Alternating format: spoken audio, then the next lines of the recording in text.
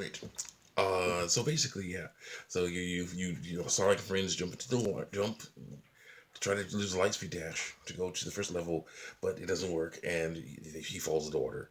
After he spawns back on the land again, you find out you probably check out an FAQ or something. Realize you got to go buy a light speed dash. So you got to go find the store. Then the guy said, they use rings. You don't have any rings. They use rings. You don't have any rings. And to me, the whole buying, using rings to buy things was not my favorite either, because it was, you were basically doing stuff like, you were basically like, rings basically just kept you alive. You get points for things like that, but to make them something you have to use to buy stuff, it becomes farming, and it's just kind of cheapens it.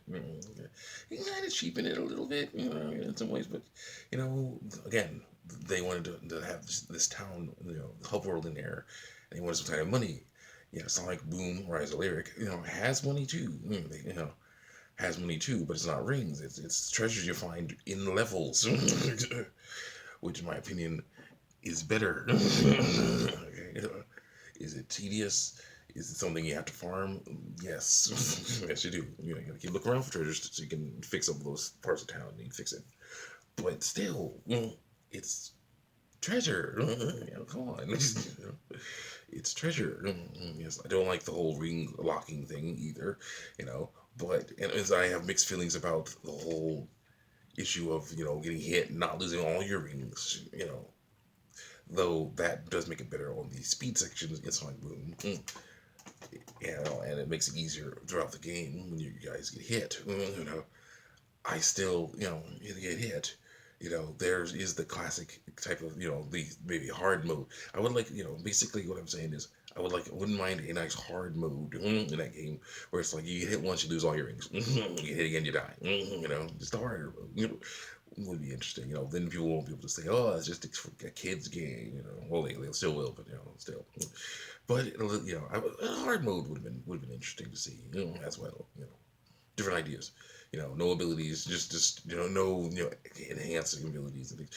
Hard modes would be some hard modes would be nice. Some optional hard modes. Okay, but anyway.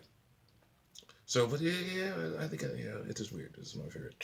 But then you find a little Robert near the thing. You talk to him, and he basically gives you a mission that you go through, see the bad physics of the game. And okay, are you calling on my kid? It's like it's practice Quandale. That is the practice Quandale kid. I can't maybe call him on that. Well, it is cardboard and I have more, so yeah, maybe you can. Yeah, it's not my favorite. So yeah, just wanted to let you know. Anyway, so this thing, this thing was, so it's like, okay, you go through the ring, you jump through those rings, you get 500 rings, those red rings, you get 500 rings, and then you, are able to buy the Lightspeed Dash item, you know, again, Sonic Adventure, of course, Sonic Adventure, you just got it, you found it somewhere. You found it on in the hub world, and it was definitely, again, more interesting. But still, they have all kinds of things they want to sell, so they want to do, again, town mechanics, things like that, and that in and of itself was not bad. It was the fact that they made it too big and crazy that was the problem. But anyway, after you get all that done, you then go to the first. You then go to where the first level is. Okay, that's not cool at all. It's not acceptable. Nope, nope, nope, nope, nope. You don't get that. Nope. Hey, hey, hey. The first town mission. You finally get to the first mission, first place. Right, you're finally able. Yeah, you're finally able to go to the first level of the game, right? And here's another thing. I don't know, it's a pet peeve in ways, but basically, you get to a cave, all right? And in this cave, at the mouth of this cave, is this mirror. No, no. Okay, yeah, electrical cables are not okay to play with. So yeah, yeah. Okay. Go. Yeah, yeah. That's only for like actually dangerous things. So yeah, or physical harm. Anyway, you get to a place where there's actual, where yeah, there's a cave, but there's this mirror, this magical mirror of Soliana, one of many. Now, here's the deal. This ticks me off for two reasons. Number one, if you have, if you're trying to make this game realistic, having a magical mirror that teleports you, you jump into, to teleport to places, kind of breaks the illusion. Kind of does. And secondly, even more annoying to me, is that they did something even better. It's Sonic Adventure 1. You know? It's Sonic Adventure 1, they would say, Sonic Adventure 1, you wanted to go to the beach? You would go, okay, I'm going to the beach. Go past that hotel and just, to where the pool is, past all the people in the swimsuits, you know, then, go around the corner, the screen would fade to black, get to a certain point, past, get to a certain point past the pool, go around the corner or something like that, and then the screen would fade to black. There would be another screen. When the screen came back up, Sonic, your character would be on Atwave Ocean. Sonic and Friends would be at Atwave Ocean, or Emerald Coast. It would be at Emerald Coast. So that was fine. What was the problem with that? Uh, then of course Station Square. You just, you want to leave Station Square, go to Tails' house or somewhere near Tails' house. All you had to do was go up to the train station, get on the train. The train door would close, pull out of the station, it would fade to black, and you'd be back. You'd be able to just go hang out in the train station. You'd be able to go hang out at Tails' house. The train would pull into the station, open the door, your character would come out, and you'd be able to play the game. Run around and do stuff. You know, it was definitely much more realistic than these things.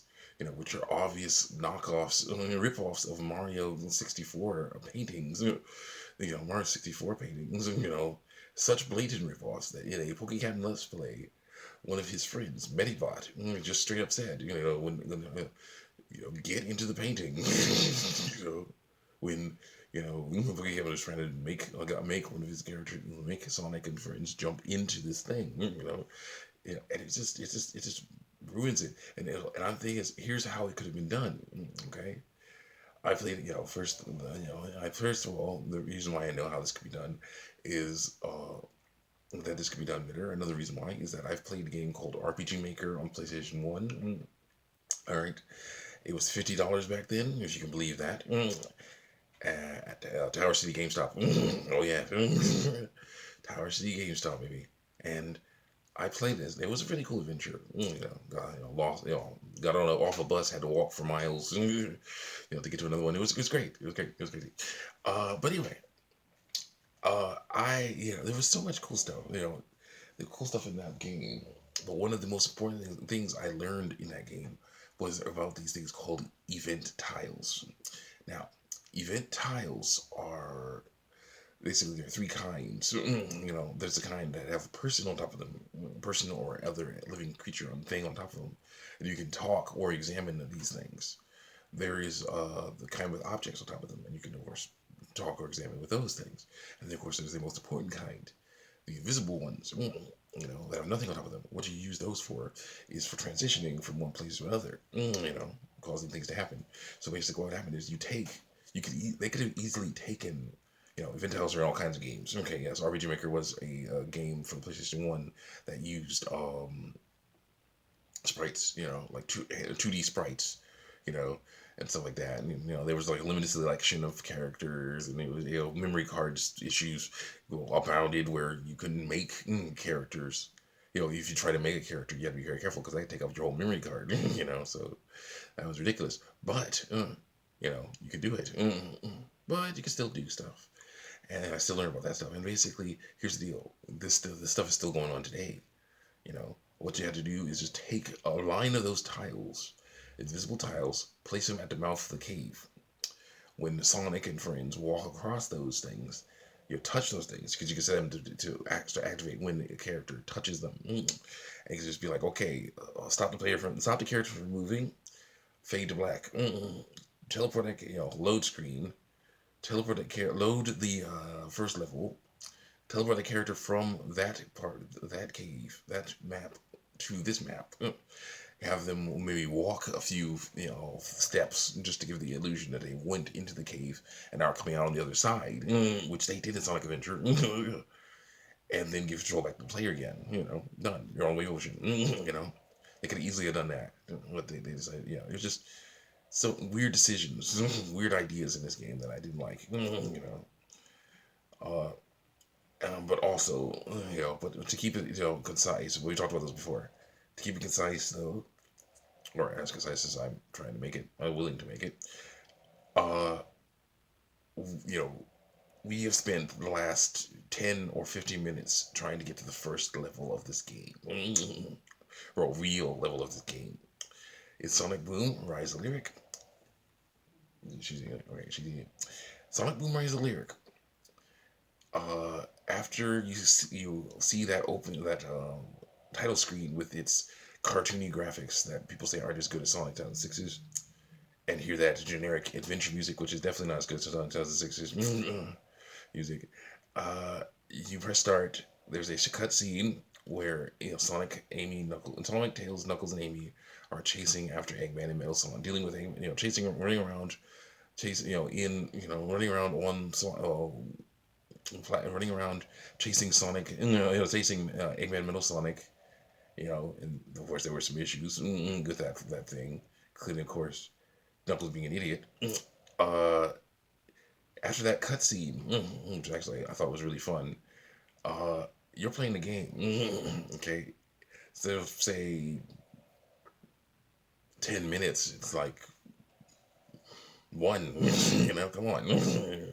5, less than 5, it's just cheese, and yes, the frame rate, so the speed section, highlighting that the Wii U can't meet that benchmark, but still, Sonic Boom beats Sonic 2006 with his beginning because it just, it does things so much better. There's no Olympic ceremony, there's no, just weird stuff. Well, there's a lot of weird stuff, but there's no Olympic ceremony. There's just, you know, Sonic and friends are fighting Eggman and Metal Sonic, like old times. I like that better. Then, of course, you get to the new mechanics. Kind of just new mechanics, and some people hate those. I love those because again, good ideas. Sonic can kick; he should be able to kick. He has strong legs. Tails throws bombs and uses robots as weapons because he's smart and can totally do that. Knuckles punches things, smashes through things with his awesome strong, with his powerful, punching, boxing combos and things, you know. And Amy, of course, just wrecks things with her hammer, in a multitude of ways. It's so good. Then of course we get introduced to our villain, our villains and different things, and having to deal with all that stuff. It's really nice. It's really great. It's that stuff, and that's how it goes in both stories. I think so. Boom did it better. Um, yes, both sets of robots were weird, but still, that's how it went. Anyway, then after the beginning comes the middle, and comes the middle, and basically, in my opinion, Sonic Boom wins in this category as well. You have uh, basically a lot of things going on. You have everyone trying to stop the bad guys have been revealed. They're trying to do stuff. Sonic and friends are trying to stop them. Stop people from meeting a grisly fate because of them. And I'll be back in a little bit.